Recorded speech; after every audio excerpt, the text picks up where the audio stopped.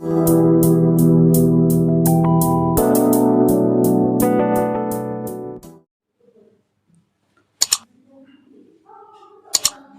बेटा, देखिए आज हम लोग dual nature of matter and radiation में सबसे पहले हम लोग ये स्टडी करेंगे कि पार्टिकल नेचर ऑफ लाइट, या जिसको हम लोग फोटॉन भी कह सकते हैं, इसको हम लोगों को समझना है कि पार्टिकल नेचर ऑफ रेडिएशन क्या होता है। पार्टिकल नेचर ऑफ रेडिएशन,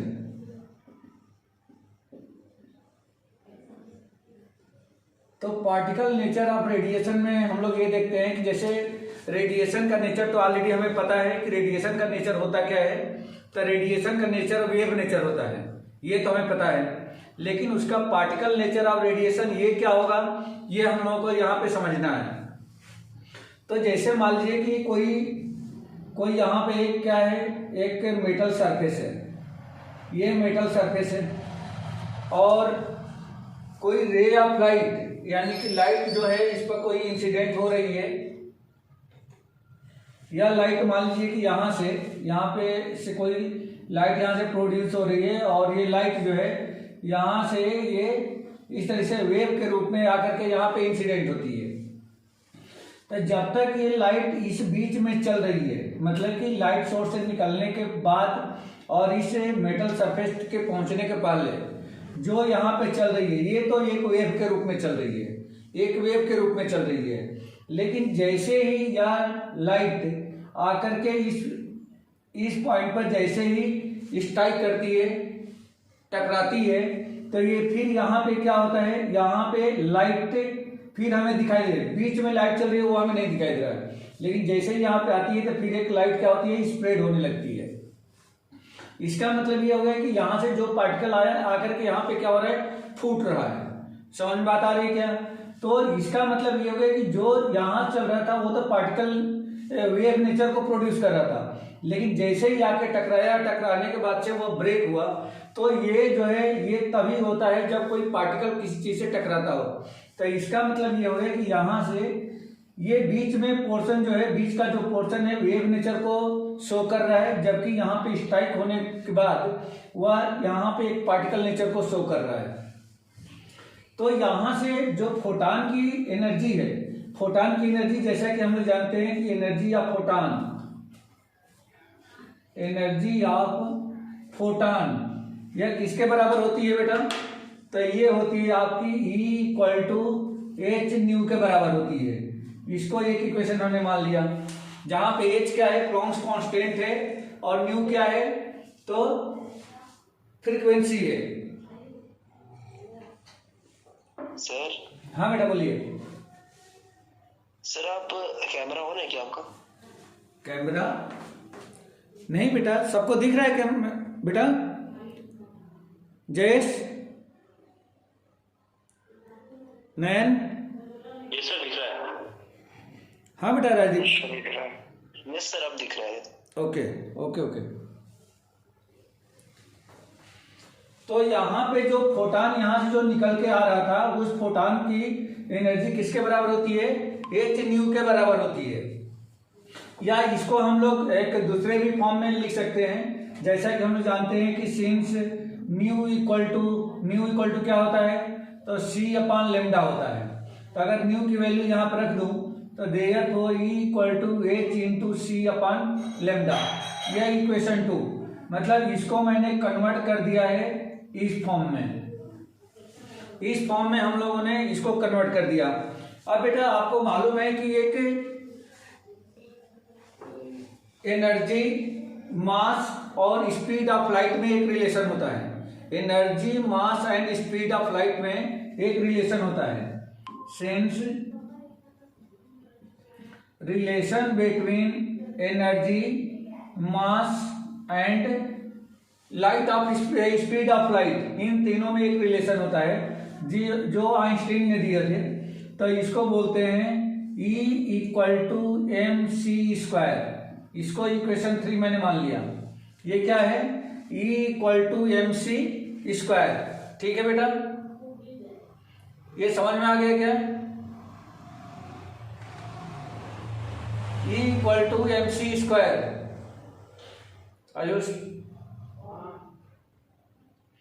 तो यहां में बेटा देखो E equal to M C square E equal to H C upon में लेमडा, ये इक्वेशन या ये इक्वेशन देख लीजिए, ये इक्वेशन देख लीजिए, ये तीनों इक्वेशन E के इक्वल है। ये तीनों ही इक्वेशन क्या है, E के इक्वल है। तो इसका मतलब अगर मैं 2 और 3 को, अगर लेफ्ट साइड इक्वल है तो राइट साइड को मैं इक्वल कर सकता हूं। तो क्या हो जाएगा, therefore from 2 and 3, from 2 and 3 क्या मिलेगा बेटा, अगर मैं इस E की वैल्यू एम सी स्क्वायर को इसी के प्लेस पे रख दूं तो ये आपको मिल जाएगा M C square equal to H into C upon lambda. Jayesh, Nayan, Rajdeep, Tejaswini, ये समझ में आ रहा है बेटा? Yes sir. ठीक है।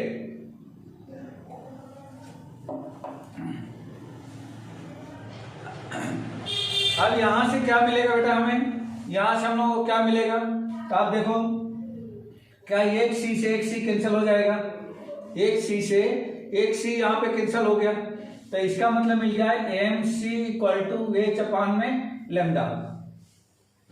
अच्छा, आप लोग बता सकते हो क्या कि मास इंटू वेलोसिटी क्या होता है बेटा? मास इंटू वेलोसिटी पहले ऑलरेडी हम लोग पढ़ चुके हैं 11th क्लास में, 10th में, हैं? सर एक्सेलरेशन, अरे रे,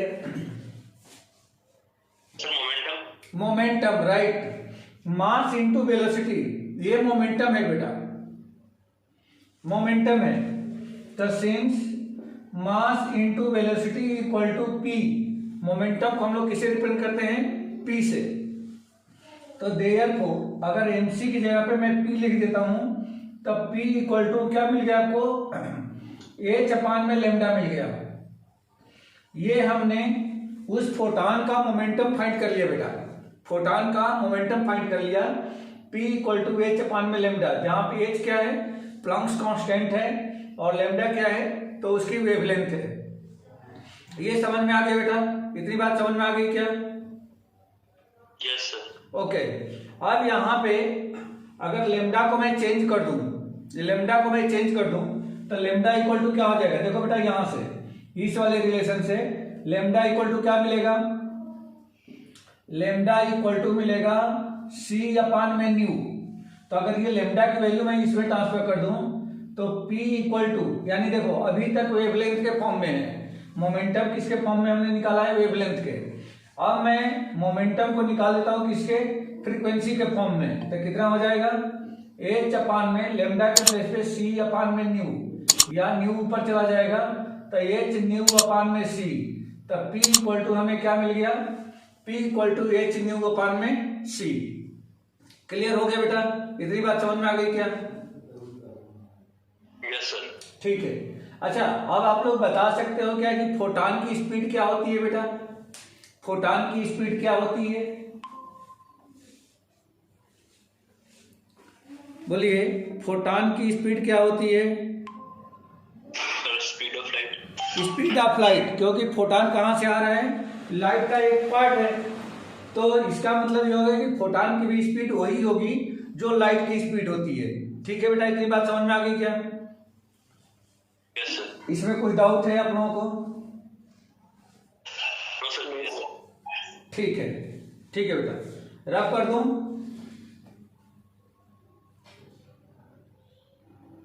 yes sir. Okay.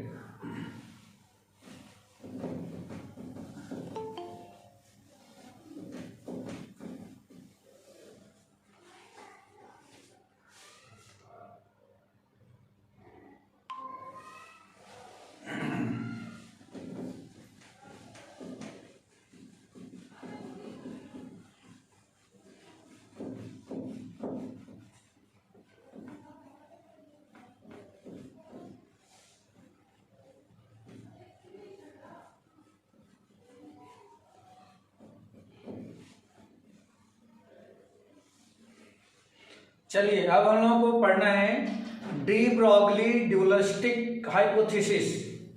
De Broglie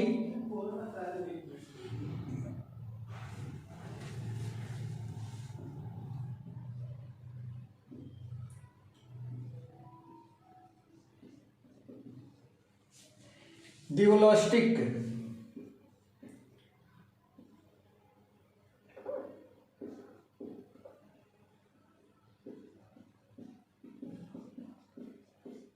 hypothesis,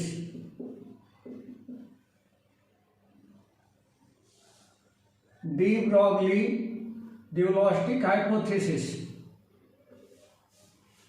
अच्छा आप लोग बता दें आगे का पढ़ा रहे हो आप? जो अपन ने कोचिंग में पढ़ा था उसके आगे का पढ़ा रहे हो आप? हाँ, एक छोटा सा टॉपिक निकल गया।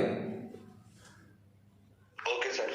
ठीक है, मतलब उसी के आगे ही है, बट एक छोटा सा टॉपिक निकला है। ठीक है बेटा। Okay sir. तो D Broglie dualistic hypothesis. Hypothesis का मतलब आप लोग समझते हो क्या कि हाइपोथेसिस क्या होती है बेटा? कोई बताएगा कि हाइपोथेसिस क्या होती है? Sir imaginary. हाँ, इमेजिनरी, इमेजिनरी जिसका प्रूफ ना हो। मतलब जैसे मैं किसी चीज के बारे में अगर प्रिडिक्शन करता हूं कि ये ऐसा हो सकता है, लेकिन उसका मेरे पास कोई प्रूफ नहीं है, मैं प्रूफ नहीं कर सकता हूं कि नहीं ये तो ऐसा अगर हो सकता है तो ऐसे होगा, ये हमारे पास कोई उसका प्रमाण नहीं है, तो इस टाइप की चीज को हम लोग बोलते हैं हाइपोथेसिस। तो डी ब्रॉगली है।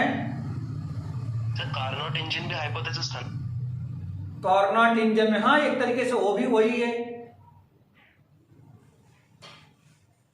तो देखिए डी ब्रॉगली ने क्या क्या इन्होंने सोचा था, क्या इनका हाइपोथेसिस था? इनका हाइपोथेसिस ये था कि अगर मैटर जो है पार्टिकल के जैसा बिहेव करता है, और वेव जो है अगर रेडिएशन जो है वेव जैसा बिहेव करता है, तो वेव अगर पार्टिकल के जैसा ही बिहेव करता है, मतलब वेव दोनों टाइप का अगर बिहेव कर रहा है, रेडिएशन जो है वेव जैसा ही बिहेव कर रहा है और पार्टिकल जैसा ही बिहेव कर रहा है, तो डी ब्रॉगली ने ये सोचा कि मैटर जो है अगर वह पार्टिकल जैसा बिहेव करता है तो वह वेव जैसा भी बिहेव करेगा। ये इनका हाइपोथेसिस था। मतलब इन्होंने बताया कि अगर रेडिएशन वेव के साथ साथ पार्टिकल का बिहेव करता है, तो जो मैटर है वह पार्टिकल के साथ साथ वेव का भी बिहेव करेगा। ये इन्होंने बताया था। और इन्होंने जो बताया कि जैसे अभी हमने मोमेंटम निकाला, उस मोमेंटम उसी फार्मूले से हम लोग दूसरा यानी पार्टिकल का भी मोमेंटम निकाल सकते हैं, इन्होंने बताया था। लेकिन इन्होंने सिर्फ इतना ही बताया कि पार्टिकल का मोमेंटम निकाल सकते हैं, लेकिन इनके पास कोई इसका प्रूफ नहीं था। ये बाद में, जबकि बाद में ये प्रूफ हो गया। डेविसन एंड जर्मन साइंटिस्ट नाम दो साइंटिस्ट थे, उन्होंने बाद में इस बात को प्रूव कर दिया कि यस ये सही है। लेकिन जब डी ब्रॉगली ने इस चीज को बताया था, तो उस समय इस चीज का कोई भी सर्टिफिकेट नहीं था, कोई भी प्रमाण नहीं था, कोई प्रूफ नहीं था कि जो मैटर है वह वे पार्टिकल के साथ साथ वेव का भी बिहेव करेगा। ये ऐसा कोई प्रमाण नहीं था अभी, इसीलिए इसको हाइपोथेसिस कहा गया। अब यहाँ पे देखो बेटा, जैसे मान लो कि कोई यहाँ पे क्या है, एक पार्टिकल है और उस पार्टिकल का मोमेंटम अगर p है, तो इसकी वेवलेंथ भी कितनी होगी? मान लेते हैं कि ये लैम्डा उसकी वेवलेंथ है। लेकिन बेटा वेवलेंथ जो होती है, जैसे छोटा कोई पार्टिकल है तो उसकी वेवलेंथ हम लोग कैलकुलेट कर सकते हैं। लेकिन जब कोई बड़ा पार्टिकल हो जाए, जैसे मैं अपनी बात करूं कि मेरा वेवलेंथ क्या है या आपका वेवलेंथ क्या है, या कोई भी बड़ा पार्टिकल है उसका वेवलेंथ क्या है, तो बड़े पार्टिकल का वेवलेंथ कैलकुलेट करना थोड़ा सा क्या होता है, मुश्किल हो जाता है, उसको हम लोग कैलकुलेट नहीं कर पाते। मतलब जो हमारे पास डिवाइसेज है मेजर करने की, वह उतनी बड़ी चीज को उतनी छोटी चीज को मेजर नहीं कर पा रही है, क्योंकि क्या होगा, बहुत छोटा हो जाएगा वेवलेंथ, क्या होगा, बहुत छोटा हो जाएगा, इसलिए वो मेजर नहीं कर पाएंगे। अभी हम लोग इसमें प्रूफ के साथ में देखेंगे कि बहुत छोटा हो जाता है। तो यहाँ पे जो अभी हम लोगों ने एक रिलेशन देखा था कि already energy, mass and speed of light, क्या हम लोगों ने देखा, relation among energy, mass and speed of light is, क्या लिखा था बेटा हम लोगों ने, E equal to M C square, E equal to M C square. यह रिलेशन ये बताता है कि यदि किसी ऑब्जेक्ट के मास को अगर स्पीड ऑफ लाइट के स्क्वायर से मल्टीप्लाई कर दिया जाए तो वह एनर्जी में कन्वर्ट हो जाता है, वह एनर्जी में बदल जाता है। या हम ऐसा भी कर सकते हैं, हाँ बेटा सर इसका प्रूफ कर सकते हैं?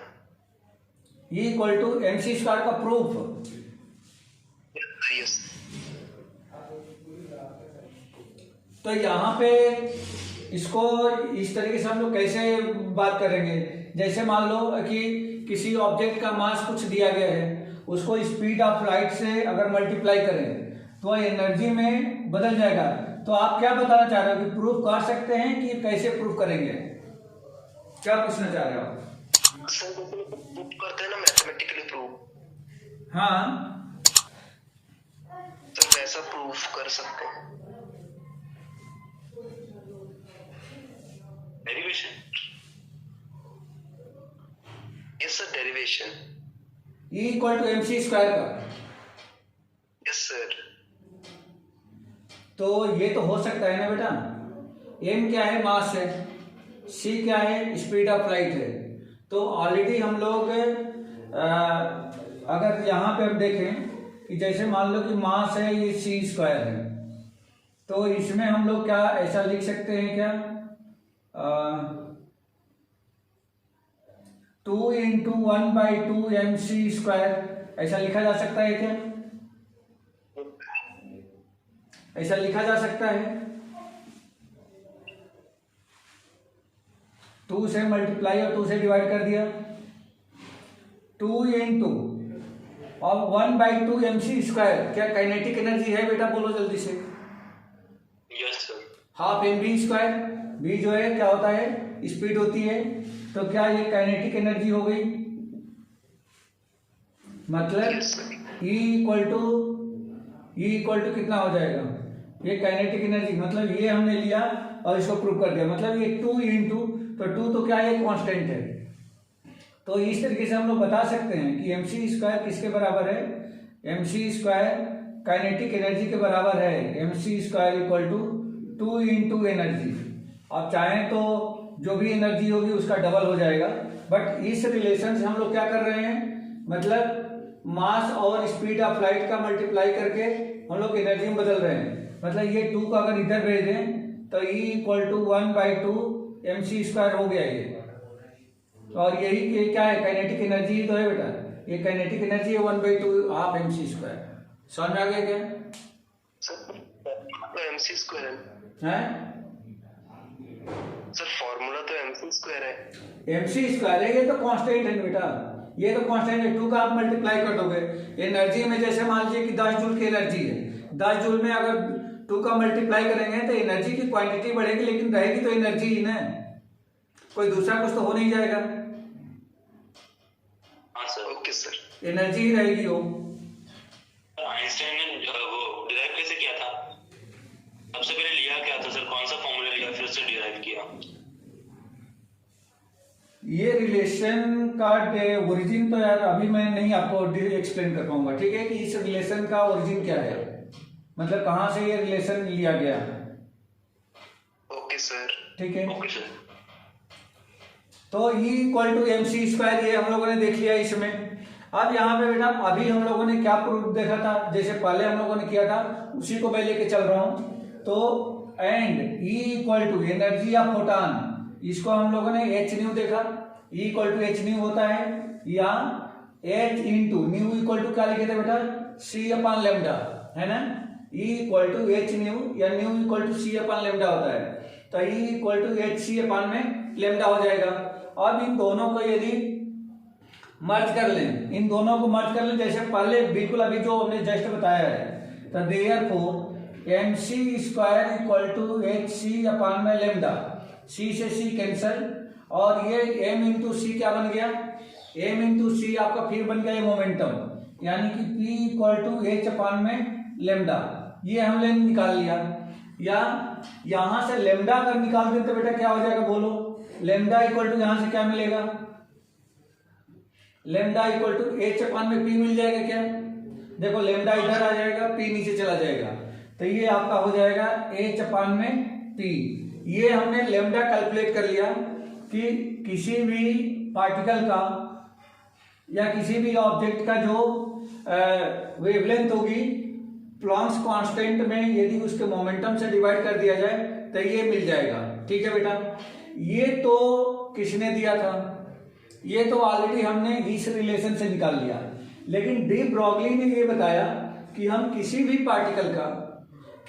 पार्टिकल का जो वेवलेंथ है इसी फार्मूले से फाइंड कर सकते हैं। यदि since P equal to MC के साथ साथ क्या आपको MB भी लिखा जा सकता है? बेटा बोलो जल्दी से। P इक्वल टू MC के साथ साथ MB भी होता है क्या? जहां पे C जो है स्पीड ऑफ लाइट है, लेकिन जो V है किसी ऑब्जेक्ट की वेलोसिटी है। समझ में आ रही बेटा? अब अगर मैं P की जगह पे MB लिख देता हूं, इसी P की जगह पे MB लिख दिया जाए तो उस पार्टिकल का हम लोग वेवलेंथ फाइंड कर सकते हैं। ये डी ब्रॉगली का यही हाइपोथेसिस था, लेकिन डी ब्रॉगली ने इस चीज को प्रूफ अपने समय में वो नहीं कर पाया कि एक्चुअल में ये रिलेशन कैसे है या एक्चुअल में ऐसे कैलकुलेट किया जा सकता है। ये सिर्फ उनका हाइपोथेसिस था कि अगर मैटर जो है पार्टिकल का बिहेव करता है तो वह वेव का भी बिहेव करेगा, या अगर वेव का बिहेव करता है तो पार्टिकल का भी बिहेव करेगा, और उसकी जो वेवलेंथ है हम लोग इसी फार्मूले से, जो ऊपर वाला फार्मूला है, इसी फार्मूले से हम लोग कैलकुलेट कर सकते हैं। तो यहाँ पे इन्होंने ये बता दिया। और यहाँ पे अगर मान लो कि किसी भी ऑब्जेक्ट के लिए अगर हम कैलकुलेट करना चाहें तो यहाँ पे ये बहुत छोटा, जैसे किसी बड़े ऑब्जेक्ट के लिए ले लें, किसी भी बड़े ऑब्जेक्ट के लिए ले लें, जैसे मान लीजिए कि कोई एक मास है फॉर एनी ऑब्जेक्ट। हम बड़े ऑब्जेक्ट के लिए वेवलेंथ नहीं कैलकुलेट कर पाते हैं, फॉर बिग पार्टिकल, या बिग पार्टिकल का मतलब कि बिग ऑब्जेक्ट हो गया किसी भी, जैसे उसका मास मान लीजिए कि 50 kg है, उसका मास मान लेते हैं 50 kg है, m इक्वल टू 50 kg हमने सब कुछ कर लिया, और मैंने मान लिया कि उसकी जो वेलोसिटी है वह 10 मीटर पर सेकेंड है। 10 मीटर पर सेकेंड में बहुत ज्यादा होता है, फिर भी हमने मान लिया। जैसे हम लोग अगर दौड़े भी, अपनी ही बात कर लें, तो अगर हम दौड़े भी तो क्या 10 मीटर पर सेकेंड की स्पीड से दौड़ सकते हैं क्या? नहीं दौड़ सकते। 1 मिनट के लिए मान लेते हैं, ठीक है, कि 10 मीटर पर सेकेंड हमारी स्पीड है। तो देखो बेटा मैं अपनी वेवलेंथ नहीं कैलकुलेट कर पाऊंगा यहाँ पे। देखो कैसे, देयरफॉर लेमडा इक्वल टू क्या हो जाएगा, ये h इक्वल टू 6.6 इंटू 10 की पावर -34 अपान में मास को हमने 50 लिखा और यहाँ पे लिख दिया 10। समझ में आ गया बेटा? तो कुल मिला के कितना बन गया, ये कितना बन जाएगा? तो ध्यान दो आप लोग, अगर 10 इंटू 10, इसमें कभी 10 निकाल लें, ऊपर जाएगा तो 6.6 इंटू 10 की पावर -36 अपान में आ जाएगा 5। ये समझ में आया क्या बेटा? इसको मैं 50 को 10 इंटू 5 लिख लिया है। 10 इंटू 10 मतलब 10 की पावर 2 ऊपर जाएगी, इसमें से माइनस हो जाएगा तो पावर -36 हो गई। इसको मैं कैंसिल कर दिया तो ये हो जाएगा 1.32, यानी कि कुल मिलाकर के आपको क्या मिल गया, 1.32 इंटू 10 की पावर -36। ये वेवलेंथ आ गई। तो ये बेटा वेवलेंथ तो बहुत छोटी है ना, 1.32 को 10 की पावर 36 से आपको डिवाइड करना है। समझ में आता रही क्या? तो हमारे पास कोई ऐसी डिवाइस नहीं है कि इसको हम लोग उसको मेजर कर पाए, इसलिए बड़े ऑब्जेक्ट का जो वेवलेंथ है वो कैलकुलेट करना थोड़ा सा मुश्किल है, हम लोग नहीं कर पाते। लेकिन यहीं पे कोई छोटा पार्टिकल है, जैसे इलेक्ट्रॉन है, अल्फा पार्टिकल है, तो उनका हम लोग कैलकुलेट कर लेते हैं, यहाँ पे उनका कैलकुलेशन हो जाता है। समझ में आ गया बेटा? अब इस बात को बोलिए बेटा। जैसे मान लो कि अगर हम इसी बात को ले लें, किसके लिए, अगर हम लोग कैलकुलेट कर दें, मान लो कि इलेक्ट्रॉन के लिए, फॉर इलेक्ट्रॉन देखें, फॉर इलेक्ट्रॉन, तो लेमडा इक्वल टू क्या हो जाएगा बेटा? देखो lambda equal to H upon में एम इंटू वी।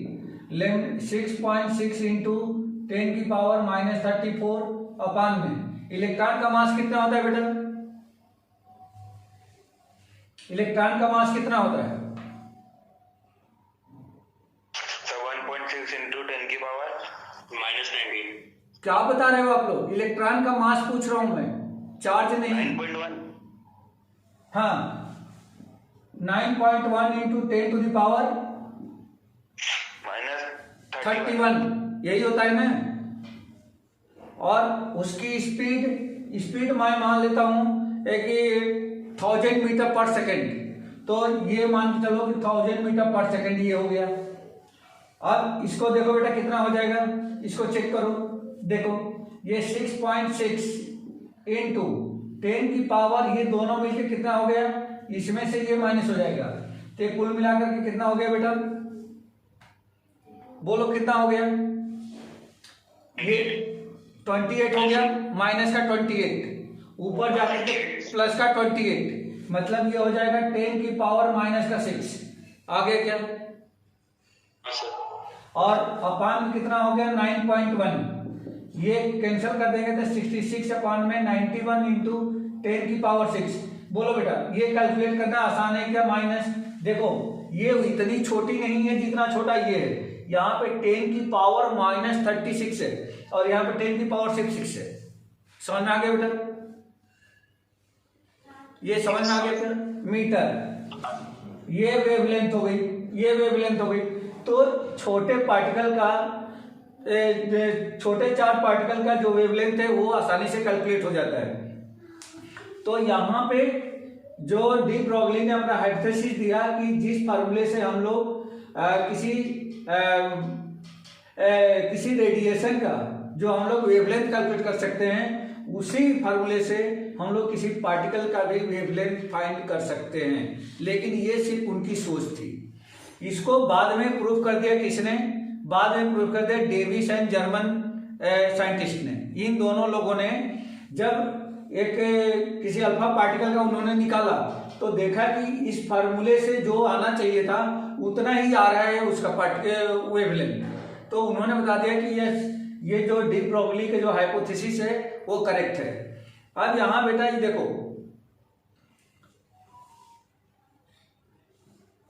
अब इसको यदि काइनेटिक एनर्जी के रूप में अगर हम देखें तो ये कितना हो जाएगा? ये रफ कर दूं क्या बेटा? समझ में आ गया इतना?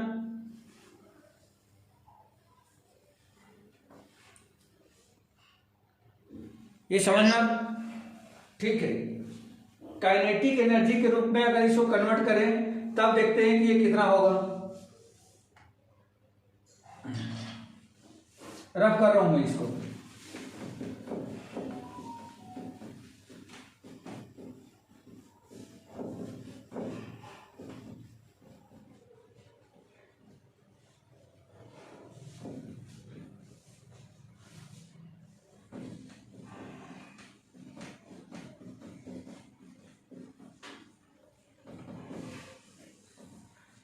अभी हम लोगों ने लेमडा इक्वल टू क्या निकाला था बेटा? Since lambda equal to H upon में पी लिखा था, है ना? Lambda equal to H upon में पी लिखा था। Kinetic energy, kinetic energy equal to क्या होता है? काइनेटिक एनर्जी का एक फॉर्मूला आप लोग जानते हो। किसी चार्ज पार्टिकल की काइनेटिक एनर्जी ये होती है Q इंटू वी के बराबर। चार्ज पार्टिकल की kinetic energy Q into V के बराबर होती है। तो यहां पे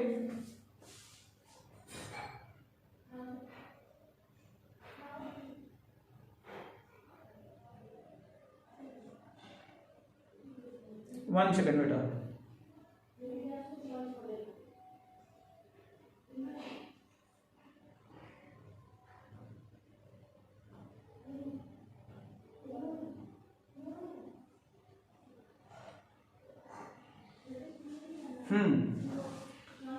काइनेटिक एनर्जी को दूसरे फॉर्म में क्या लिख सकते हैं बेटा? एक तो ये हो गया। काइनेटिक एनर्जी को दूसरे फॉर्म में क्या लिख सकते हैं? काइनेटिक एनर्जी इक्वल टू, दूसरे फॉर्म में क्या है? पी स्क्वायर अपान में 2m लिखा जा सकता है क्या? बोलो, पी स्क्वायर अपान में 2m, पी स्क्वायर अपान में 2m। देखो अगर नहीं समझ में आ रहा हो तो यहाँ देख लो, काइनेटिक एनर्जी इक्वल टू होता है 1/2 mv²। ये होता है बेटा, ये सबको समझ में आ रहा है क्या?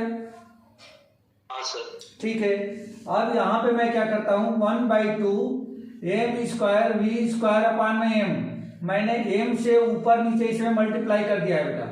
समझ में आया क्या? यस। अब ये 1/2m इंटू m²v², तो 1/2m इंटू इसको mv का होल स्क्वायर, और mv इक्वल टू क्या होता है बेटा? mv इक्वल टू क्या p होता है मोमेंटम, बोलो। तो ये हो जाएगा 1/2m इंटू में p का स्क्वायर, मतलब ऊपर p का स्क्वायर, यानी कि ये हो जाएगा p²/2m। वही काइनेटिक एनर्जी मैंने यहाँ पे लिख दिया p²/2m। एक इक्वेशन ये ले लिया, दूसरा इक्वेशन मैंने ये ले लिया। ठीक है बेटा, अब इन दोनों इक्वेशन लेफ्ट साइड में ये भी काइनेटिक एनर्जी है, ये भी काइनेटिक एनर्जी है, तो therefore QV equal to p²/2m ऐसा लिखा जा सकता है क्या? तो p² इक्वल टू क्या हो जाएगा, आप इसको इधर भेज दो, तो 2mQV ये बन गया। तो देयरफॉर p इक्वल टू क्या बन जाएगा, p इक्वल टू √2mQV। बोलो बेटा, ये समझ में आ गया इतनी बात? ये समझ में आ गई क्या? ओके, अब आप आ जाओ फिर इस कहाँ पे, यहाँ पे वेवलेंथ पे।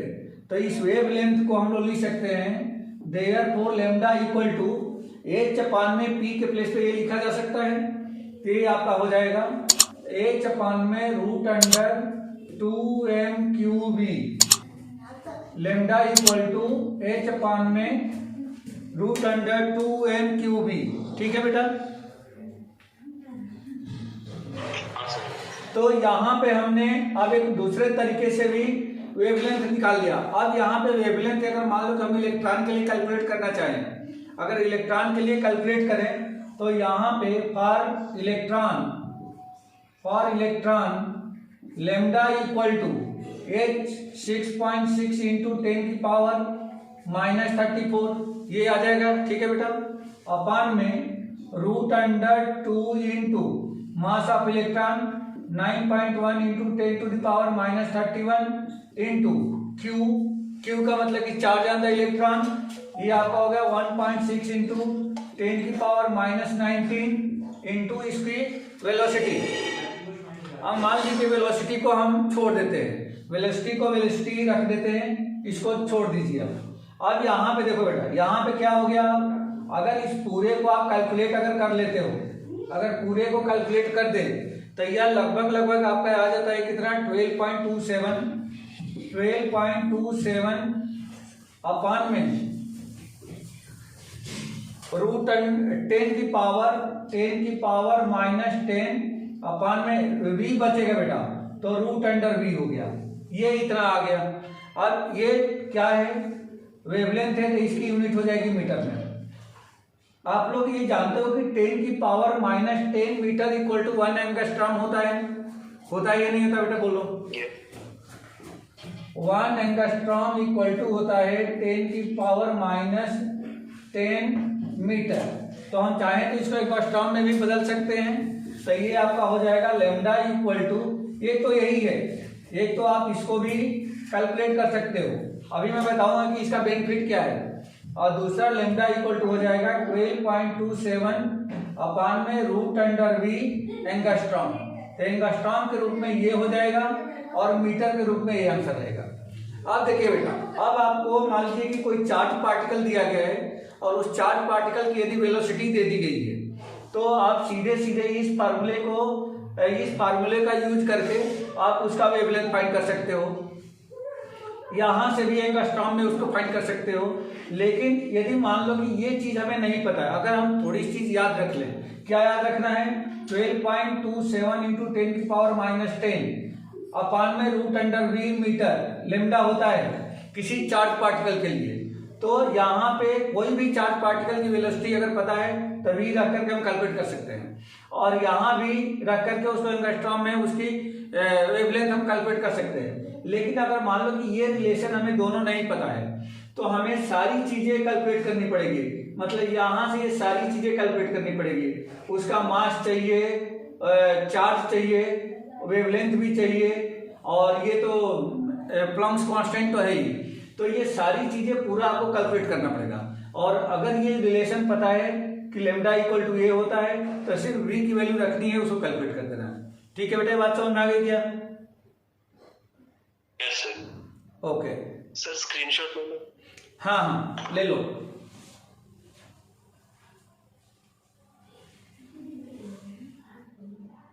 ले लिया सर। ठीक है बेटा।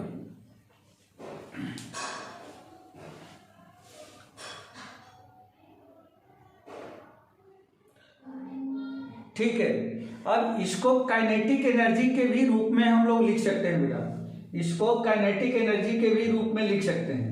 तो देख ले यहाँ पे काइनेटिक एनर्जी के रूप में क्या हो जाएगा, in the form of kinetic energy. मैं यहाँ लिख देता हूँ बेटा, देखो, in the form of kinetic energy lambda equal to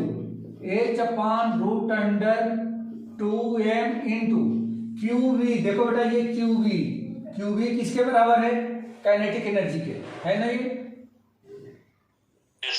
तो यहाँ पे इस QV की जगह पे क्या लिख सकते हैं, इसको, इसी को मैंने QV की जगह पे आप लिख दो काइनेटिक एनर्जी।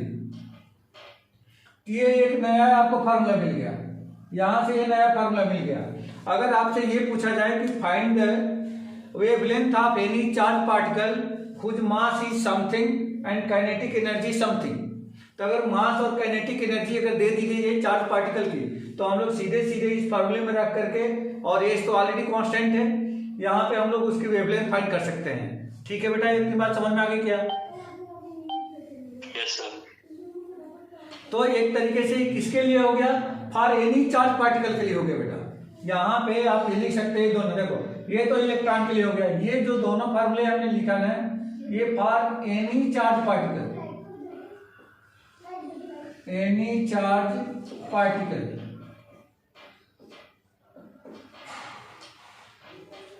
ये फार्मूला हमें मिल गया। कोई डाउट है बेटा इतने में?